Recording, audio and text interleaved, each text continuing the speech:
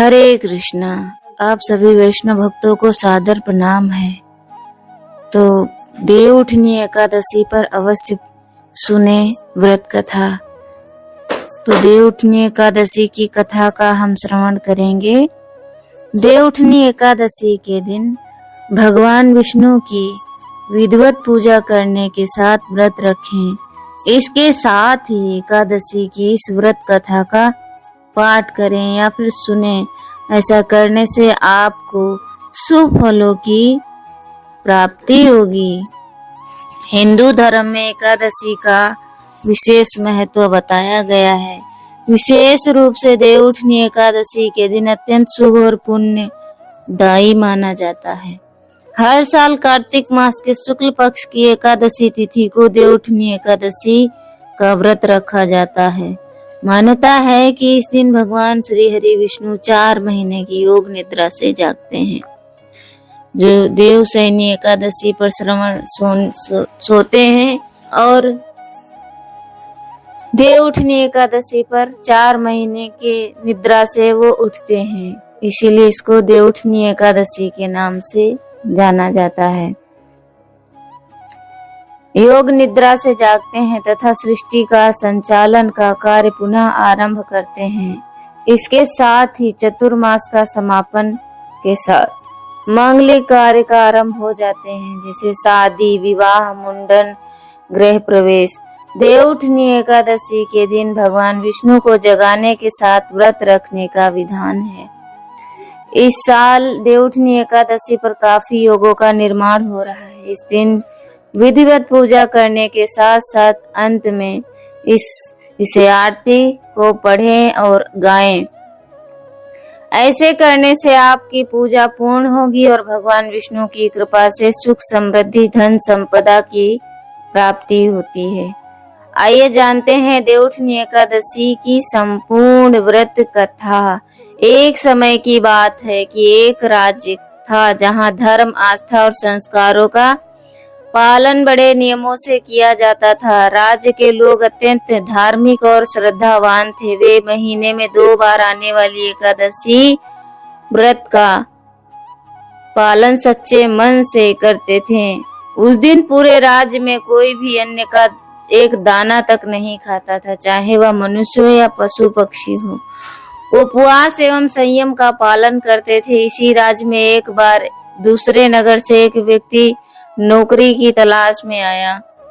तो पहले क्या होता था, सतयुग में, द्वापर में, त्रेता में जब एकादशी होती थी तो उस राज्य में पूरे वहां पे उल्लास मनाते थे, उत्सव मनाते थे और कोई भी कोई कार्य नहीं करता था। भगवान की सेवा करते थे, नाम जप करते थे और उनकी कथाओं का श्रवण करते थे। वहां पे एक अन्न का दाना भी कोई नहीं ग्रहण करता था, फिर चाहे वो पशु पक्षी हो या मनुष्य हो। तो सभी लोग एकादशी का पालन करते थे। वहां के राजा पालन करवाते थे। वहां राजा के दरबार में पहुंचा और विनम्रता से बोला, महाराज कृपया मुझे इस राज्य में नौकरी दी जाए। राजा के उसके भाव और जरूरत को समझते हुए वहां नौकरी तो मिल गई, किंतु हमारे राज्य में रहने के लिए एक नियम है। हर 2 माह में 2 एकादशी व्रत होते हैं। इस तिथियों पर पूरे राज्य में किसी को भी अन्न नहीं मिलता है। सभी व्रत रखते हैं, फलाहार करते हैं। यदि तुम इस नियम को स्वीकारते हो तभी तुम्हें यहाँ रह सकते हो, नौकरी प्राप्त कर सकते हो। व्यक्ति ने बिना विचार किए, महाराज मैं आपकी शर्त स्वीकार करता हूँ। वह प्रसन्न था कि उसे रोजगार मिल जाएगा। तो जीवन में हमारे कभी कभी ऐसी परिस्थिति आती है कि हमें तुरंत ही निर्णय लेना पड़ता है, तो तुरंत निर्णय नहीं लेना चाहिए। कभी कभी तुरंत निर्णय लेने से हमारे जीवन में बहुत बड़ा परिणाम आता है और फिर हम सहन करने की क्षमता भी नहीं रखते हैं। तो इसलिए जो भी निर्णय लें अपने जीवन के तो सोच समझ के लें।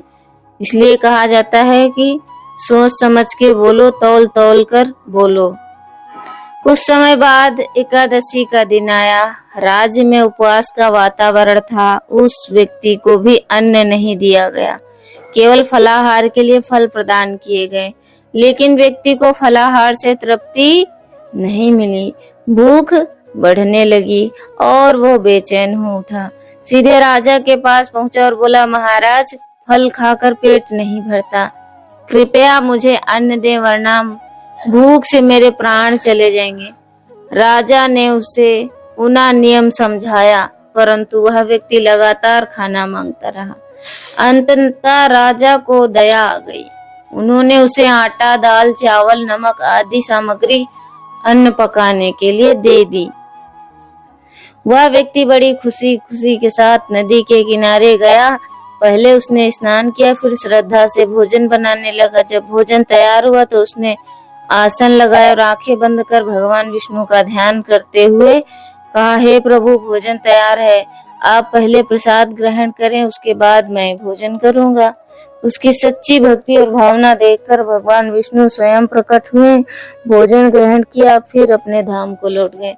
व्यक्ति ने भोजन कर प्रसन्नता और अपने कार्य में लग गया। अगली एकादशी के समय वह फिर राजा के पास पहुंचा तो राजा से बोला, महाराज, इस बार मुझे पिछली बार से 2 गुना अन्न दें। राजा ने चकित होकर पूछा, 2 गुना अन्न, क्यों?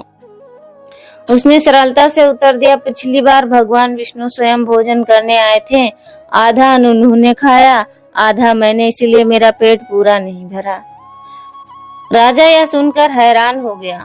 उसने मन में ही मन सोचा, मैं तो वर्षों से एकादशी का व्रत करता हूँ, भगवान की पूजा करता हूँ, फिर भी आज तक दर्शन नहीं हुए, और वो यह व्यक्ति कहता है कि भगवान विष्णु उसके बुलाने पर भोजन करने आए थे।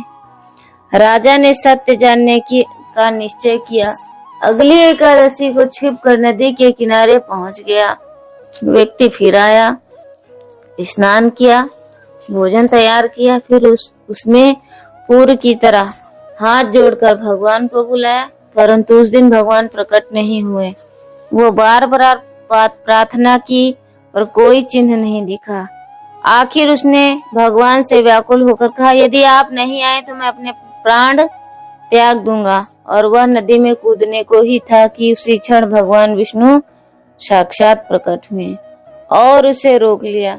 भगवान ने कहा, वत्स, तुम्हारी सच्ची भक्ति ने मुझे बांध लिया। फिर उन्होंने उसके साथ भोजन किया और भोजन के बाद उसे अपने विमान में बिठाकर वैकुंठ धाम ले गए। यह दिव्य दृश्य देखकर राजा की आंखें खुली की खुली रह गईं। समझ में आ गया कि व्रत का मूल्य केवल बाहरी आडंबर में नहीं, बल्कि मन शुद्ध, सच्ची भावना, निष्कपट भक्ति में है। केवल औपचारिकता से व्रत करने का फल नहीं मिलता। तो इसलिए जब भी व्रत रखें, सिर्फ औपचारिकता निभाने के लिए नहीं, हृदय से रखें, शुद्धता से रखें और भगवान के प्रति समर्पित होकर रखें, तभी उस व्रत का फल भी मिलता है। ऐसा नहीं है कि आज एकादशी है, व्रत रख लिए, पर इच्छाएं बहुत बड़ी बड़ी रख रहे हैं। इच्छाएं पता नहीं क्या क्या पाने की है, लेकिन हमें इच्छाओं पर नियंत्रण रखे सिर्फ भगवान का धन्यवाद करने के लिए एकादशी का व्रत रखना चाहिए, पूरे पालन के साथ में।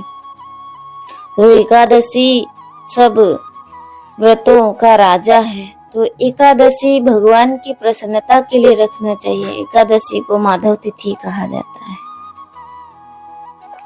तो बाहरी औपचारिकता से व्रत करने वाले को फल नहीं मिलता है, बल्कि वह फल उसे मिलता है जो तन, मन, धन और पूर्ण प्रेम और समर्पण के साथ भगवान को पुकारता है। उस दिन से राजा ने व्रत और पूजा केवल रीति रिवाज के रूप में नहीं, बल्कि सच्चे हृदय और श्रद्धा से करना आरंभ कर दिया। अंततः उसके जीवन पर भी भगवान विष्णु की कृपा हुई और उसे मोक्ष की प्राप्ति हुई। हरे कृष्णा कृष्णा कृष्णा हरे हरे, हरे राम राम राम हरे हरे।